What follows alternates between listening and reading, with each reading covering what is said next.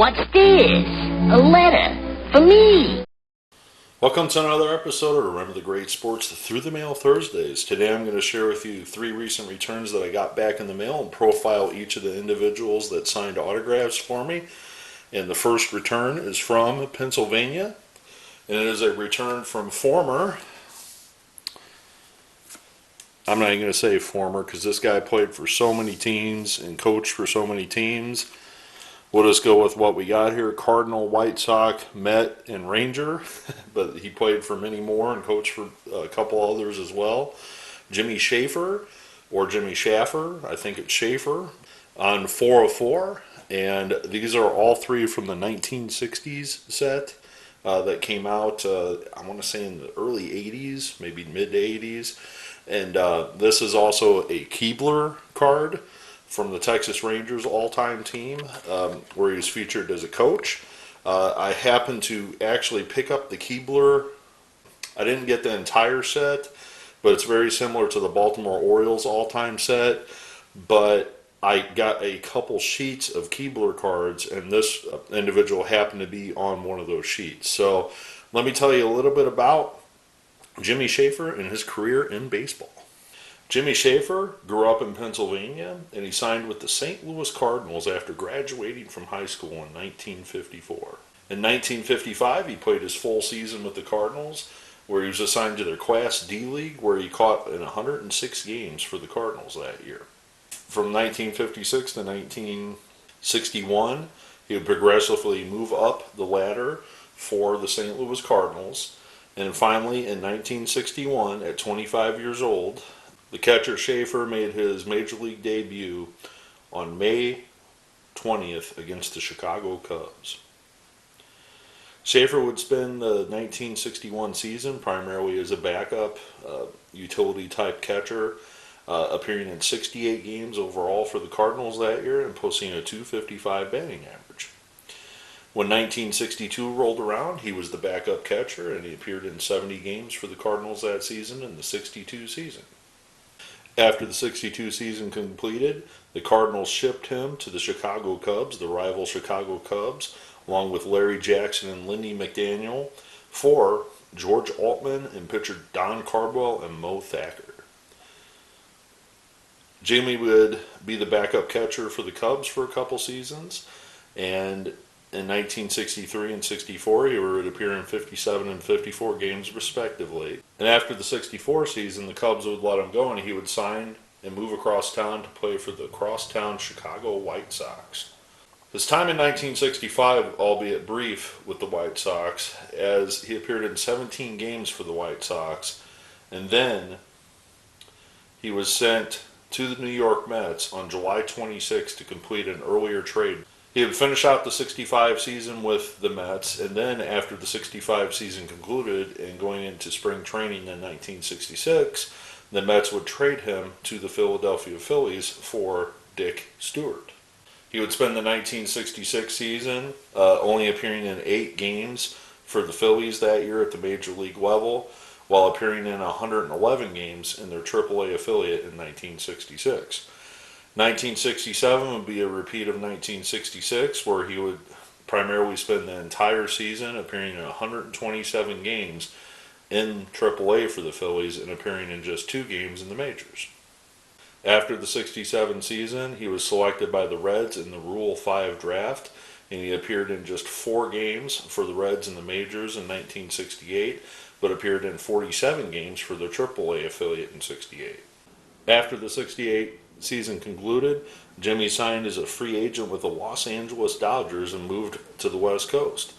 Unfortunately, the Dodgers didn't bring him up to their major league system, and instead, at 33 years old, he was assigned to their AAA affiliate, where he caught for 107 games. The Dodgers let him go after that 69 season, and he signed with the 1970 season for the Baltimore Orioles. At 34 years old, he did not get a call up to the major leagues, and he actually spent 118 games in AAA for the Orioles as their catcher. After his retirement from the Orioles as a player, the Orioles offered him a job in coaching in their minor league affiliates. He spent many seasons in the Orioles organization in the early 70s, both as a coach and manager in the Orioles farm systems. In 1978, he got a position as the Texas Rangers bullpen coach, which is that card right there.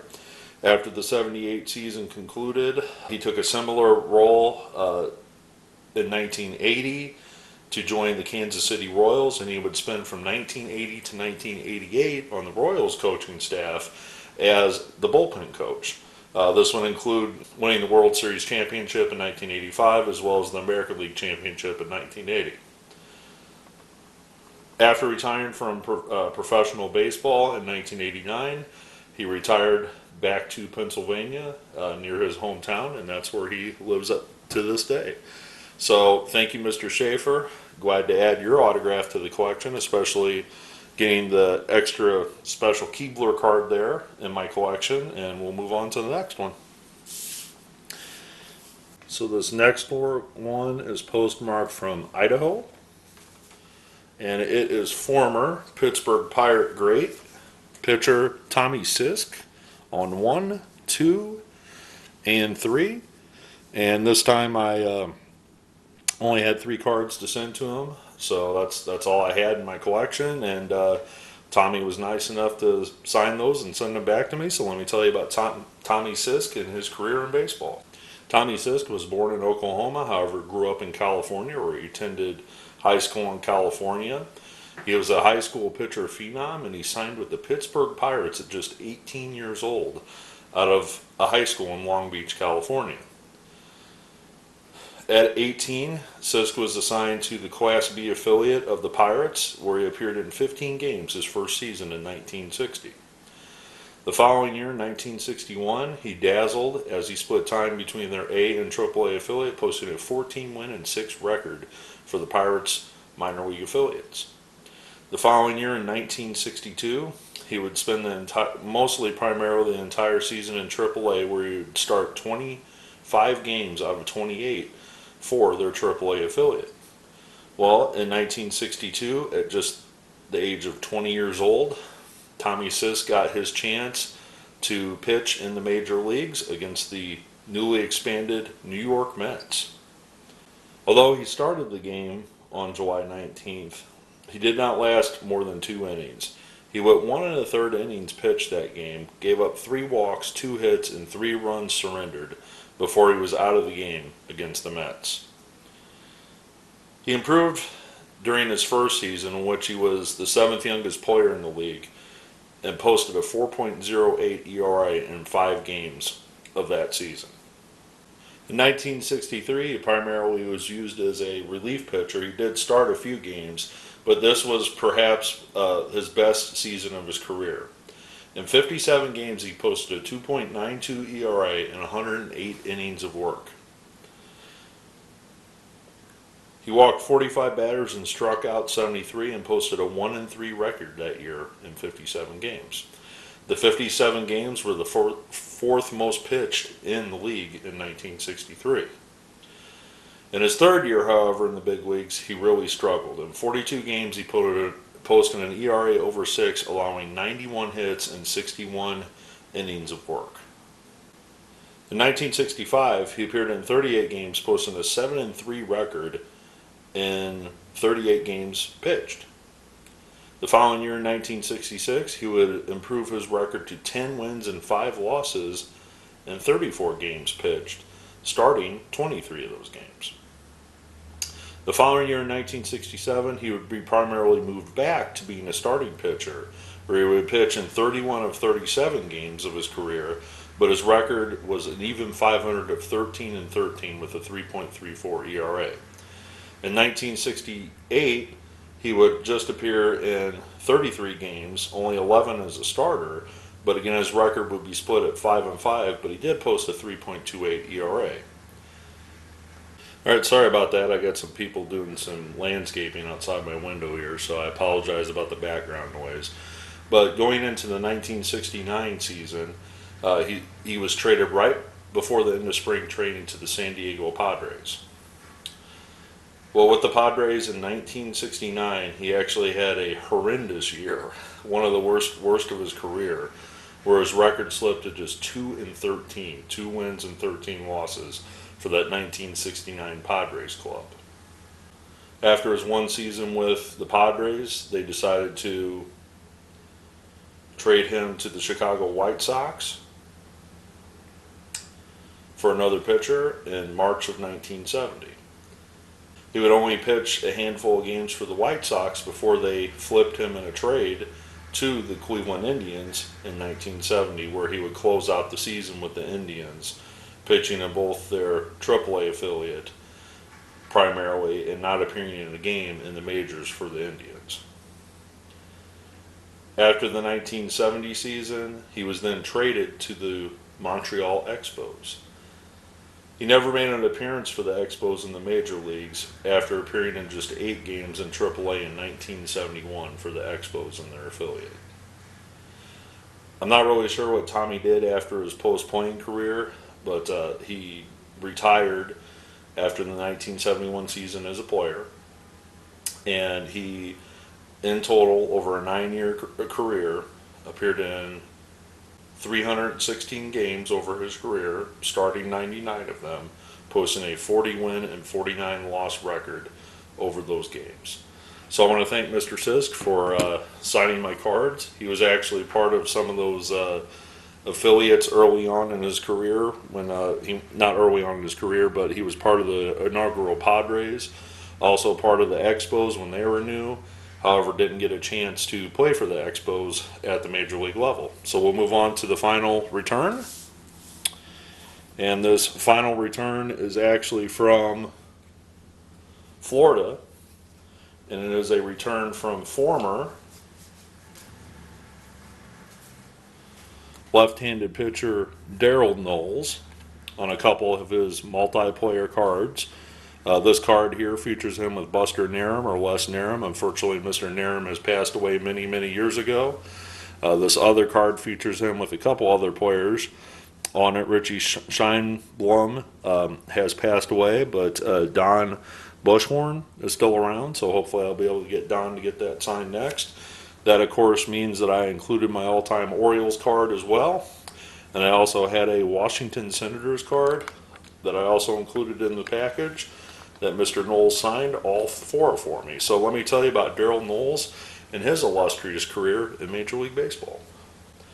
Knowles, a Missouri native, grew up in Missouri, where he pitched in high school and also attended the University of Missouri as a player.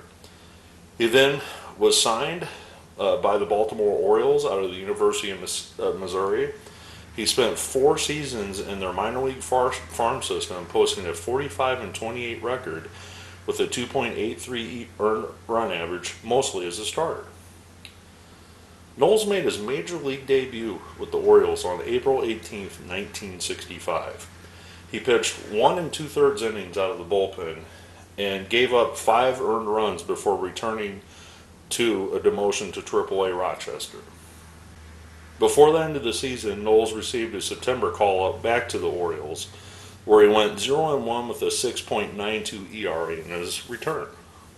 Knowles only started 1 game for the Orioles, appearing in 5, before the offseason occurred, where he was traded to the Philadelphia Phillies in 1965. He made the club in 1966, where he won the season opener against the St. Louis Cardinals, pitching 6 innings of 1-run ball to earn his first career win. His first career save later came on May 12th of that same year against the Dodgers.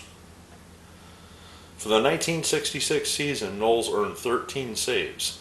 He had 69 appearances, all in relief, and were the 3rd highest total of any pitcher in the league in just his 2nd year in the majors.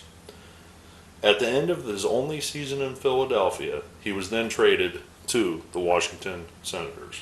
Knowles began earning a reputation as a workhorse as a relief pitcher, as he was used 61 times by manager Gil Hodges in 1967.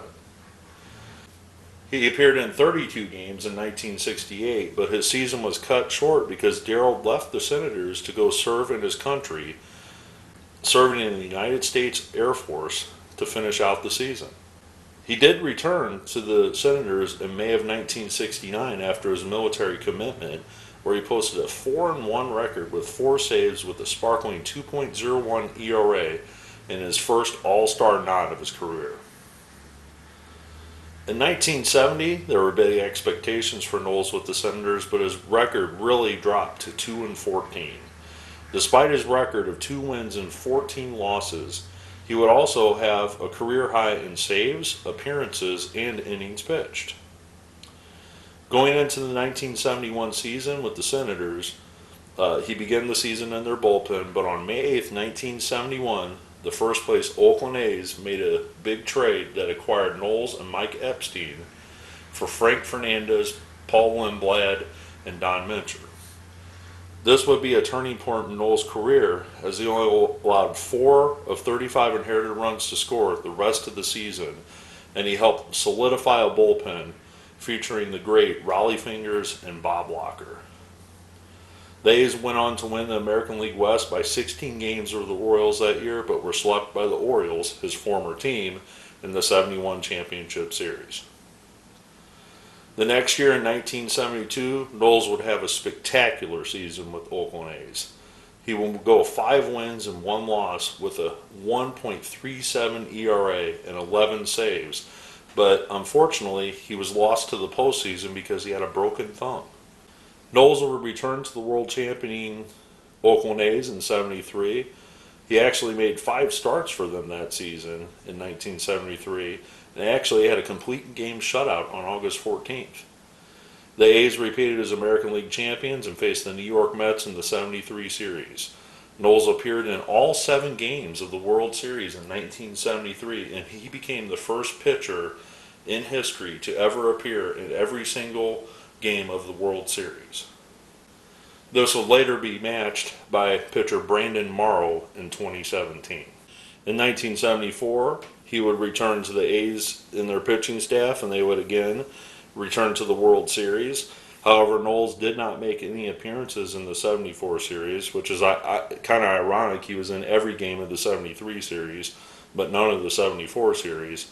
And shortly after the World Series, he, along with his pitching mate Bob Locker and Manny Trio, were traded to the Chicago Cubs for future Hall of Famer Billy Williams.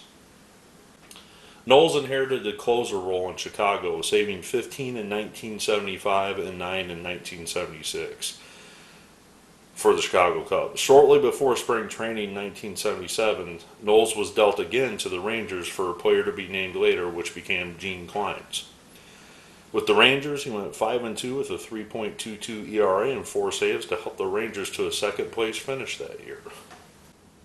After the 77 season, he was reunited with his former manager Dick Williams as his contract was sold to the Montreal Expos. He would spend that 1978 season with the Expos, appearing in 60 games for the Spos and posting a 3-3 record with 6 saves and a 2.38 ERA. After the one season in Montreal, Knowles decided to return back to Missouri, his hometown favorite team, and sign a 2-year deal with the Cardinals. Knowles made 48 appearances and had 6 saves with the Cardinals in 79, and he just made 2 appearances in April of 1980 before he decided to retire from the Cardinals as a pitcher and accepted a position as a coach in their farm system. So after Knowles in his final season with the Cardinals, he decided to go, and he coached through the Cardinals minor league system all the way through 1988, when he was then hired by the Philadelphia Phillies. Knowles would then coach for the minor league affiliates for the Phillies, and he would do this throughout the 90s, and then he would move on to the Pittsburgh Pirates as a pitching coach for their AAA affiliate, and then would eventually move on to the Toronto Blue Jays, where he would be a pitching coach in their affiliate as well. So in total, Darold Knowles pitched 16 years in the major leagues. He appeared in 765 games as a lefty pitcher, posting 66 wins and 74 losses and an ERA of 3.12 throughout his 16-year career. So again, just goes to prove that a lefty can hang around a long time in the major leagues, especially an effective lefty. The best way I can probably describe Darold Knowles' career, it was very up and down. He had some superb seasons, and he had some pretty bad seasons, but that's the life of a major league pitcher. So I want to thank Mr. Knowles for signing for me. I want to thank Mr. Sisk for signing a couple vintage cards as well. I also want to thank Mr. Schaffer for signing these 1960s subset cards or card set cards, as well as the Keebler card. I want to thank you for taking the time to watching this video. I again apologize about the yard maintenance going outside my house at the neighbors here. Hopefully that didn't distract you too much. I look forward to your comments below, and as always, happy collecting.